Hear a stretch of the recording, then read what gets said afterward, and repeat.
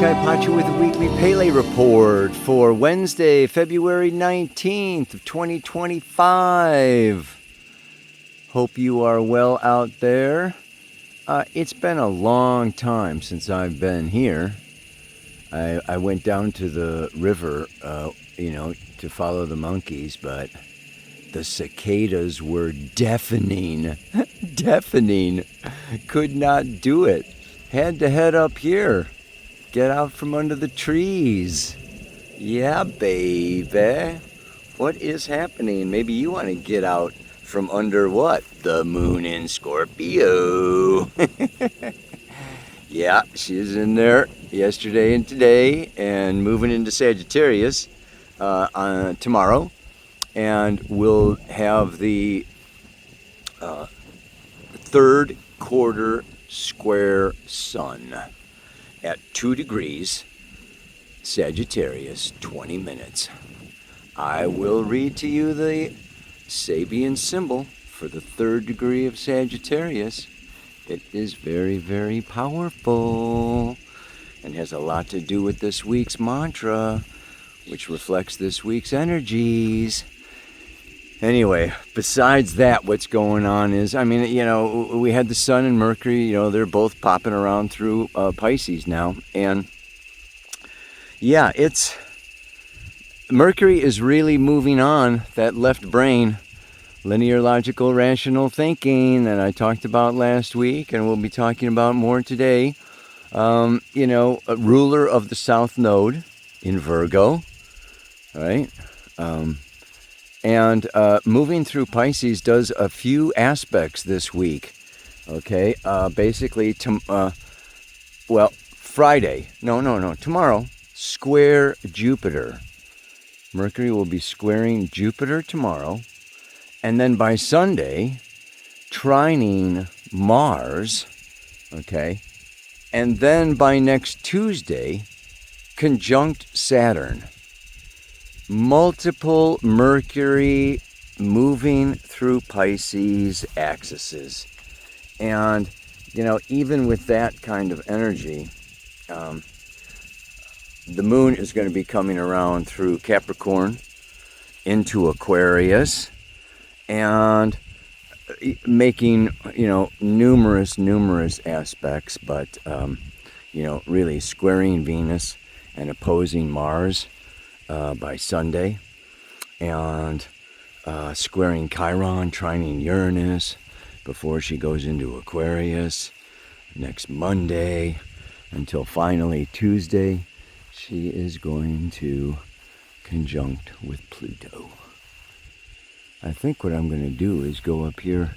I have called this Meditation Rock. I've done Pele reports up here before, but I think it's been years. That is a nice, beautiful, flat rock overlooking everything. Yeah. Just like that moon moving through Capricorn and Aquarius, getting more objective, looking at the big picture, looking at the cows grazing on the mountainside. And the distant mountains far away. Oh yeah, baby. Pura vida. Life is beautiful. Let me look at the camera and talk astrology. All right, well, how's it going? I am not in the shade. This is like full on sun. And yes, it is morning, but I don't know how long this report is going to last before I am cooking and dripping. So let's just jump right in. I've told you before I am going to be talking about Pisces for months to come. Okay, with this Saturn North Node Neptune conjunction, Saturn is getting closer and closer and closer. It's really not coming around until June. Okay. But still, I think we can all feel, and now with the Sun and Mercury going in there, we've got Sun, Mercury, North Node, Saturn, Neptune, 5 biggies in the last, final, closing sign of Pisces. let's look at this for a second. First of all, it just came to my attention that, this last Saturn-Neptune conjunction that I said happens every 33 years. When was 33 years ago? 1989, the fall of the Berlin Wall.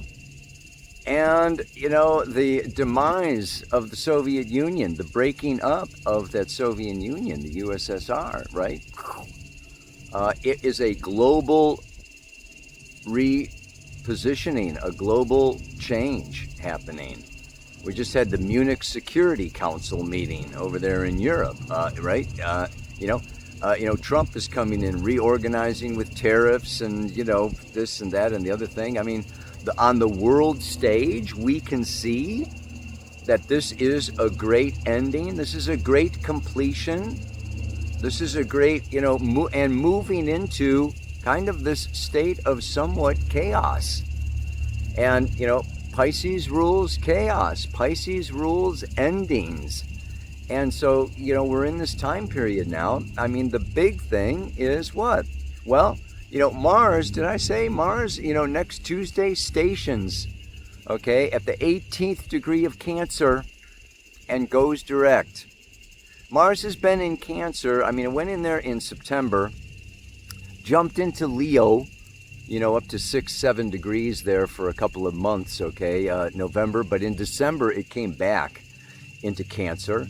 And it's been in Cancer, okay, December, January, and now February. Okay, and March, it doesn't go back into Leo until April. We have this, very big, huge time. And first, Mars retrograde is like the scalpel, the knife, the surgeon going deep down into the feelings, into our past, into our inner child, into our childhood, into the womb of the mother, into our relationship with our mother, and maybe even, back into rebirthing or prior lifetimes, but it is going deep down in. And it's really something. I'm feeling these feelings, and I'm really exploring the water signs of Cancer, Scorpio, and Pisces, and how they all have to do with endings. Cancer is kind of like the end of innocence, okay, and Scorpio is, the end of, I, me, myself, into transpersonal, and Pisces is even just like the end of all, the end of it all, like it's all over, unknown soldier. That could be the song for this week. Oh, I have to think of another song. I forgot about the song. What was that? The Doors, It's All Over, ba-bum, bum, bum. Unknown soldier, ba-bum, bum, bum. It's an old one. But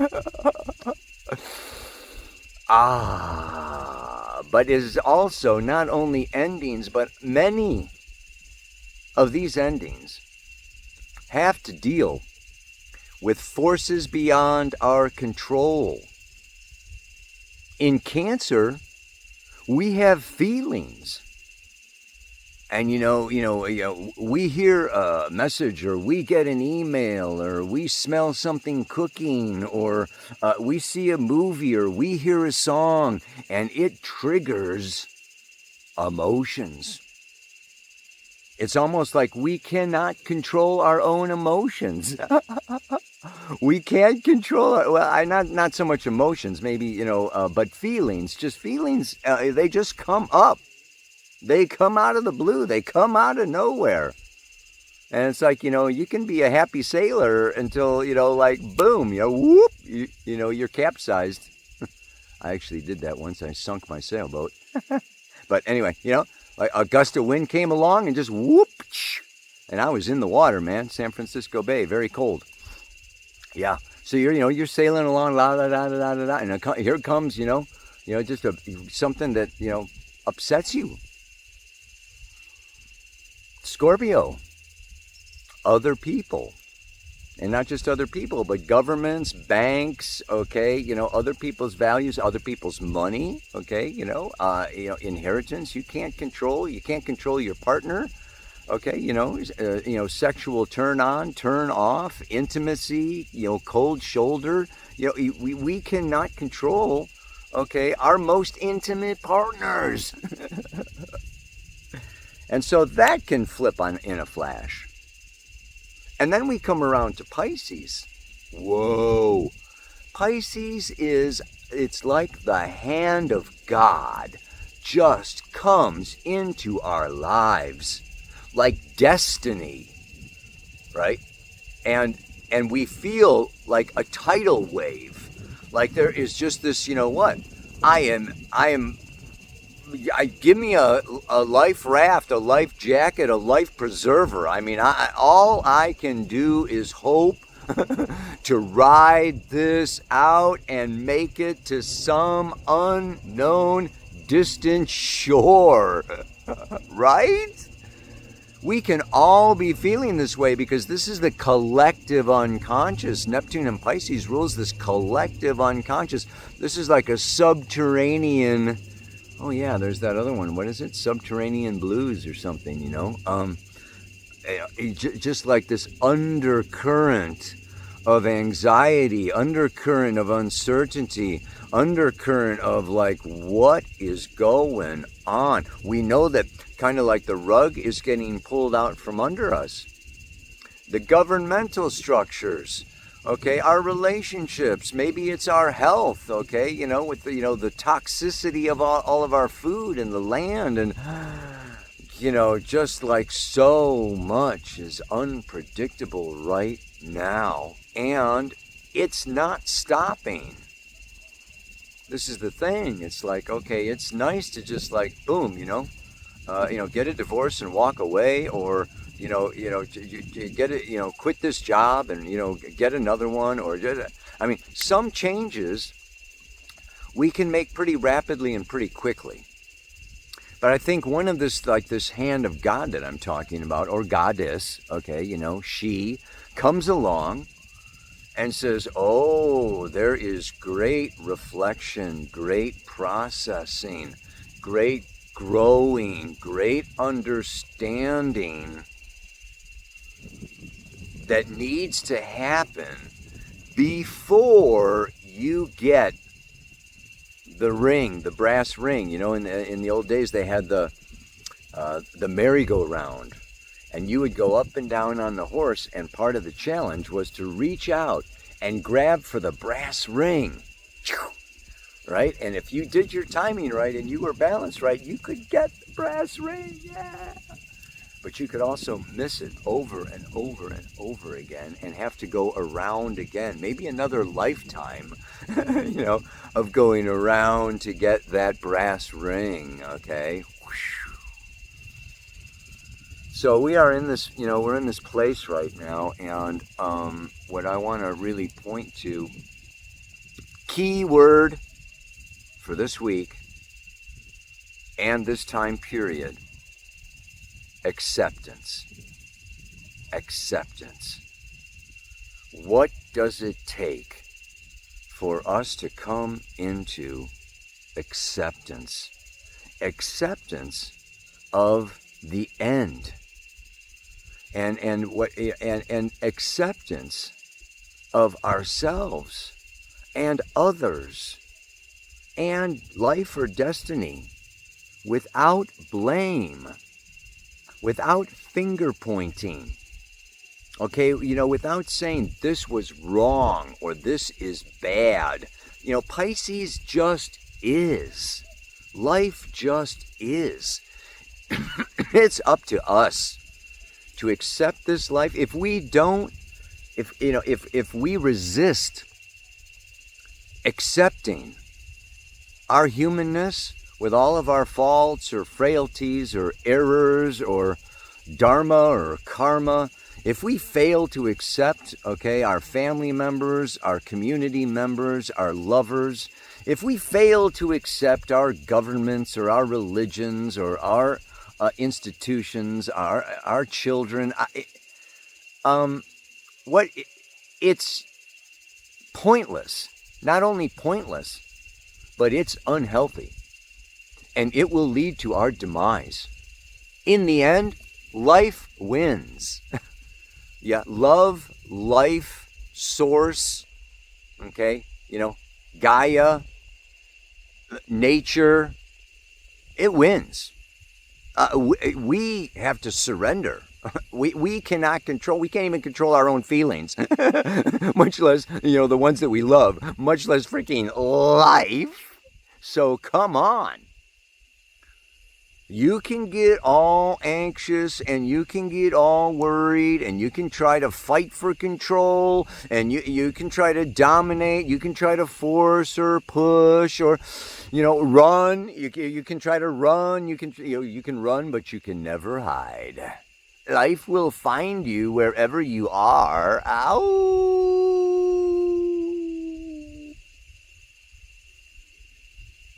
So I think part of this acceptance has to do, also just with change. Change is the only constant. And everything comes and everything goes. It's our soul spirit being that incarnates repeatedly. Even this body is going to go, but our consciousness, our soul, continues on. And as we attach and become more, less attached to the temporary things in life, and attached to the eternal, the spiritual, the divine, the unconscious soul qualities. Okay, then, right? Then that's like, that's like, I think of the kite sail, the kite surfers. I love those things, right? You're holding on to the kite, right? And that kite is pulling you over the waves. So like the eternal, right? The eternal change, the eternal wind, prana, spirit, is what really pulls us through into the state of acceptance. And not only acceptance, but evolutionary growth in consciousness. Liberation. This is Pluto in Aquarius for the next 20 years. And so, it's not only this 33-year cycle, of Saturn-Neptune. And then I said Saturn-Neptune North Node hasn't happened for, thousands and thousands and thousands of years, especially at 0 degrees of Aries. I mean, this is all happening at the 29th, the last degree of a 360-degree cycle. Talk about a culmination. Boing. And we incarnated for this moment, for this time, for this period. Yes, it is going to lighten up. I'm going to say, a year and a half from now, July, August, September of 2026, things are going to lighten up. But we are really in this time period now. And I want to relate it to what? The end of the game. It's the end of the game. And we've been playing a game. I remember when I was a kid, we used to play football every day after school, and we're playing the game and we're having a blast and we're bumping each other and passing and tackling and falling and touchdowns and until ring, ding, ding, ding, ding, ding, ding, ding, ding, ding, ding, ding, ding, ding, 5 o'clock. Time to stop. Wherever you are, whatever the score is. Whoever won or lost or this or that, it's time for dinner. Time to go home to mama. Time to let go of the game. The game. And then there's that walk home. You're thinking about, oh man, I missed that pass, or oh man, I got that touchdown, or oh man, there's all this reflection, right? And it's like, okay, I'm going to do better next time. Reflection brings, awareness and understanding. And it can get into, like, when we're attached, and Scorpio is attachment, fixed water. Okay, Scorpio is attachment, Pluto is attachment, Moon in Scorpio, like right now, is, I am emotionally attached to you. Ready or not, like it or not. And that movement, okay, that attachment, okay, can, to the game. I'm not going to stop. I'm not going home for dinner. Come on, everybody, let's keep playing. Defy the greater rhythm.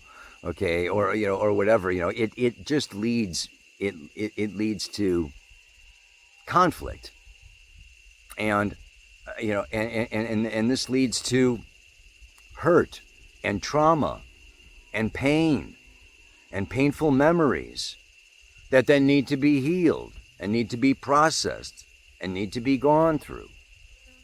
Whereas when we move into, and this is Pluto in Aquarius for the next 20 years, non-attachment, objectivity, looking at the big picture, this brings me to what? Our Sabian symbol, baby.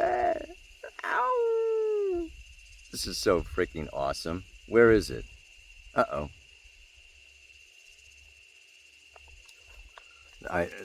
This is just like so appropriate. I can't believe it. Two men playing chess. I love chess. I don't know if you like chess or not, but wow, right? The keynote is the transcendent ritualization of conflict. Essential to socio-cultural living. That's community, that's society, that's not cave people, right? Is the transmutation of our natural aggressiveness under most conditions of existence. Many rituals, sports, and games have no other basic aim. In chess, the complex types of energies, which in their togetherness constitute a human person, are symbolized by 6 kinds of pieces: the king, the queen, the bishop, the knights, rooks, and pawns. I like horses better than knights. The struggle between light and darkness, the black and the white, the yang and the yin forces, is ritualized, ending in most cases with the checkmating of the king. The ego, the conscious self. I talked about it last week, right? In a dualistic world, such a contest between polarized forces is omnipresent. The chess game trains us to be more objective, more careful, more aware of whole situations. And I'm going to add other people's feelings. And less impulsive and intent upon side issues. This symbol deals with conflict, but at the level of group culture and psychological symbolization. It brings to the objective consciousness the basic realities in interpersonal interplay. Capital letters, interplay. Like interdimensional play. Checkmate. Boonk. Knock that king over. Donk. Game over. Ah! Well, I used to watch the wide world of sports, right? The thrill of victory and the agony of defeat. I get my way and I win, or I don't get my way and I lose, and one way or the other, there comes a time when it's over, done, complete, and finished.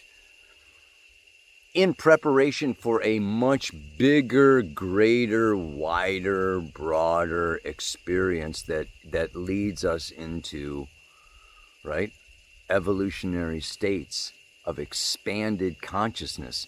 This is the 3rd quarter moon in Sagittarius, coming around to Yeah, these are the transpersonal consciousness signs: Sag, Capricorn, Aquarius, and Pisces. So I want to read to you now and just share with you, this week's mantra, because there's a lot to it. And I think I need to talk about it a little bit. Yeah.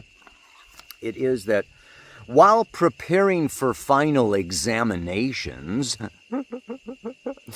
without knowing what lies beyond, I'm amazed at all I have grown through and need to process so as to move on. I don't know if you've gone to university and gotten your diploma, but you had those final examinations. Could have been grade school, could have been high school. Grade school, you kind of know what, high school, there's kind of an idea of what lies beyond that. After high school, if you're not going to college, okay, you don't know what lies beyond that. I got out of high school, got a pickup truck and headed off, and hit the road. And I had no idea where I was going or what was going to happen, right?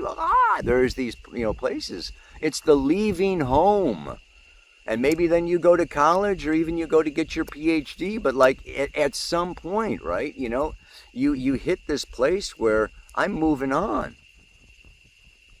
This can be a marriage. This can be a long-term relationship.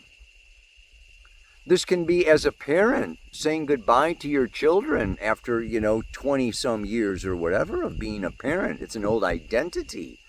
This can be changing countries, moving cities, changing a job that you've been doing for 28 years or something. But, this is a period where, like I said, it's not just a 33-year cycle. We're closing the age of Pisces. 2,000 years. We're closing the patriarchy. 6,500 years. We're closing the 5th post-Atlantean epoch of the Greco-Roman Empire, okay? That's thousands and thousands of years. We've already closed Kali Yuga, and we're just kind of inching into the Dwapara Yuga.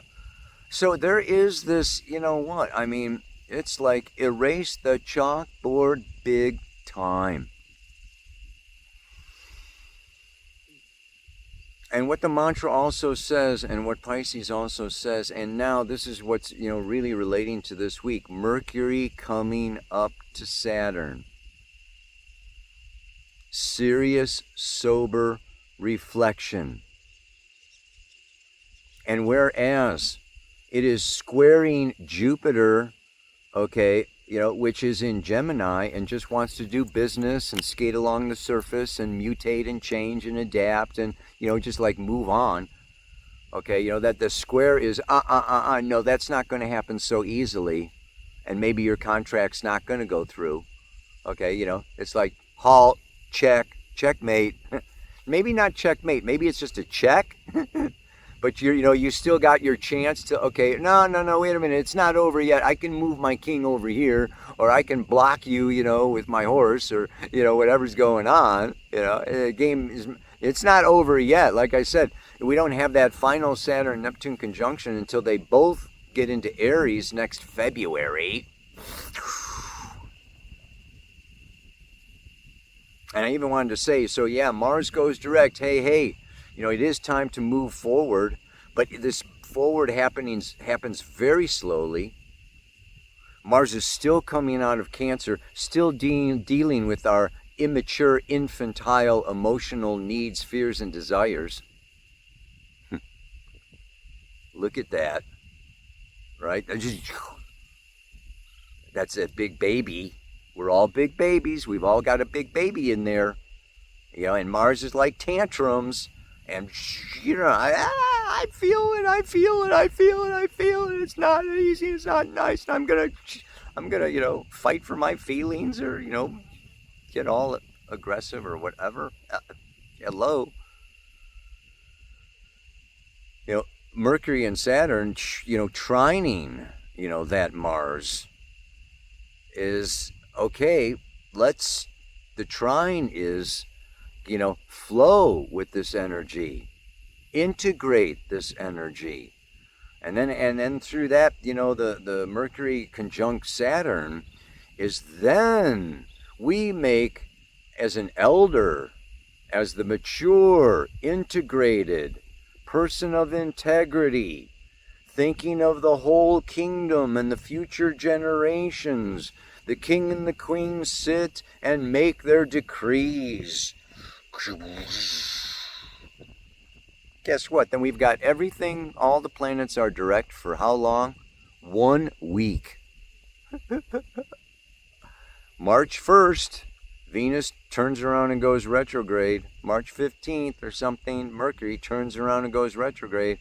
It spends more time in Pisces, okay, all through March and April. We're dealing with more and more of this Pisces energy until, I think, Mercury goes direct first, April 2nd. Venus goes direct April 12th.